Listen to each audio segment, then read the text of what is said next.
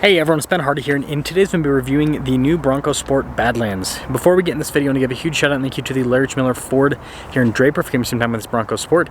Link to their website in the description down below. If you have any questions, just ask for Scott. Link to my car buying guide as well. Let's get into it.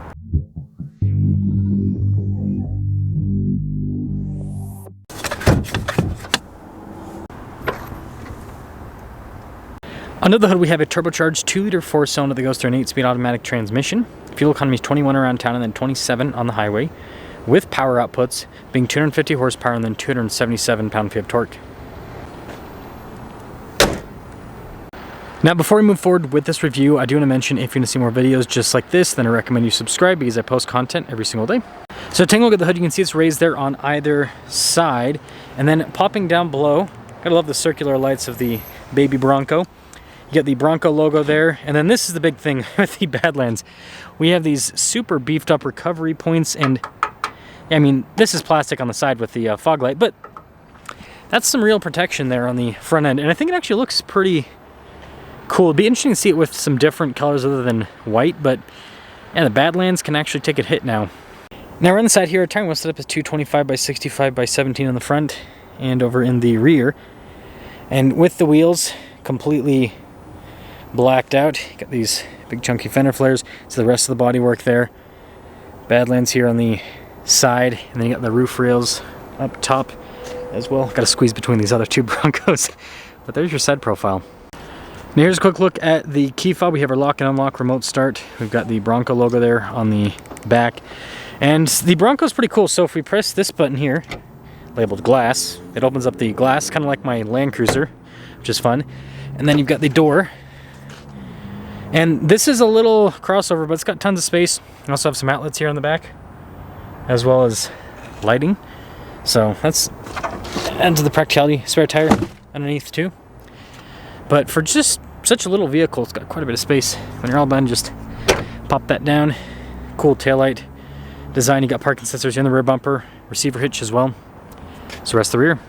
This leads us inside, where we've got soft touch there with the stitching.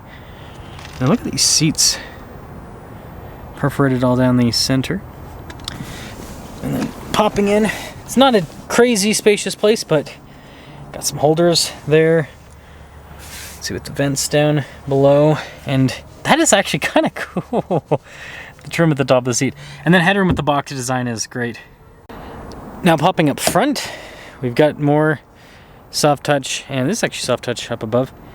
All of our window controls, mirror adjustments, memory seats, blind spot monitoring with the mirrors. And then here's the front seat, perforated all down the center. All of our power adjustments there on the side, light controls here as well. Steering wheel's manually adjustable.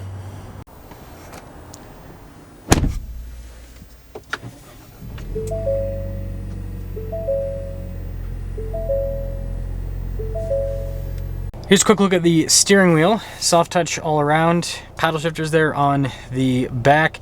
Practical controls here on the front, including adaptive cruise control with lane centering, volume controls, voice command phone controls as well. And then see regular stocks there on the back.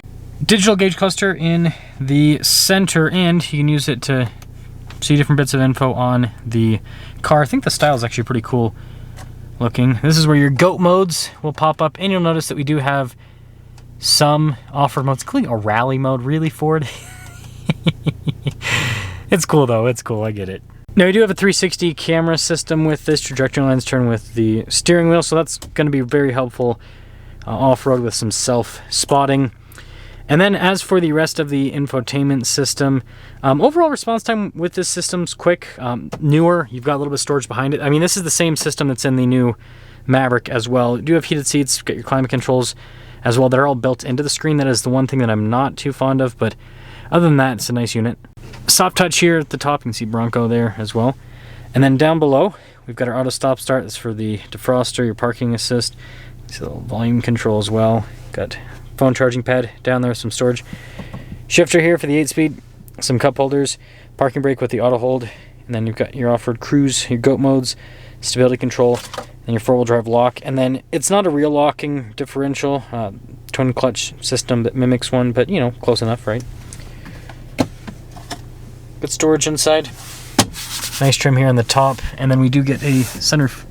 Here's a quick look at the window sticker. You can see 2025 Badlands and 400A equipment group, 43,700. See total MSRP, and let's see how it performs.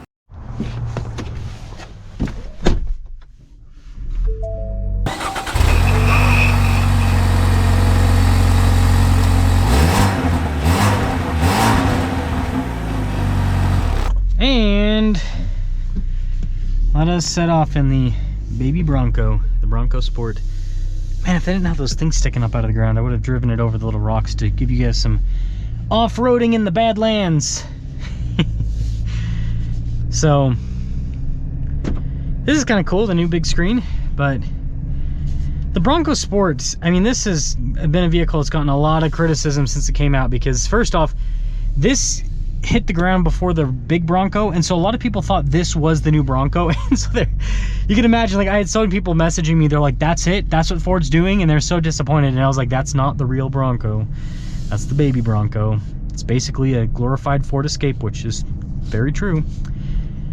But yeah, putting the name on it is yeah, interesting, but you know, what can you do? Everything's about branding nowadays, seems like. Seats are comfortable, so I do like that, and I like this interior. It's, you can tell surfaces and everything would be easy to clean, so they did make this with the assumption that people are actually going to take it off-road, except for the tires, of course. The tires are pretty pathetic. I would at least add some all-terrain tires if I were to get one of these, just so that you can get actual grip off-road. These aren't the worst tires off-road, but you're going to want to get every ounce of grip you can with a unibody vehicle, independent suspension like this. Good torque. Good torque.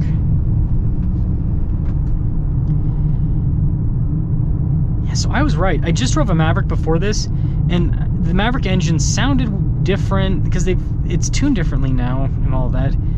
And yeah, I can 100% confirm that this sounds different than that new Maverick engine. Weird. It's a turbocharged 2-liter 4-cylinder.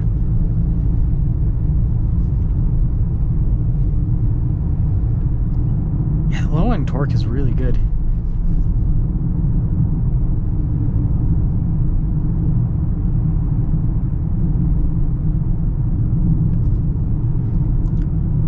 So I think that they did a fantastic job on that front. The suspension's pretty comfortable too. And something to note, because this isn't an actual truck, right? It's a unibody crossover. You get the benefits of a unibody crossover with this, which is nice. Just gonna sit here for a minute and let that Mazda go by, and then I'll flip around for you guys. Okay. By the way, there's a lot of people visiting the aquarium lately, because usually when I come through here and do reviews, I'd never see anyone pulling out, and so far, lots of people, lots of traffic, way more than expected. Get another acceleration here.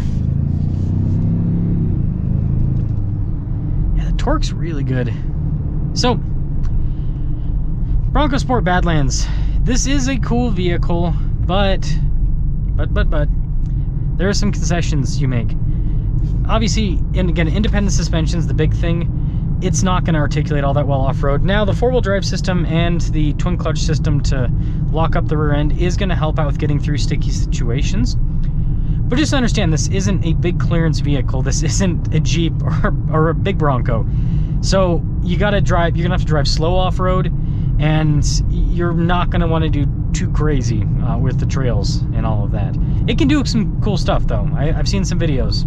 It can do some cool stuff.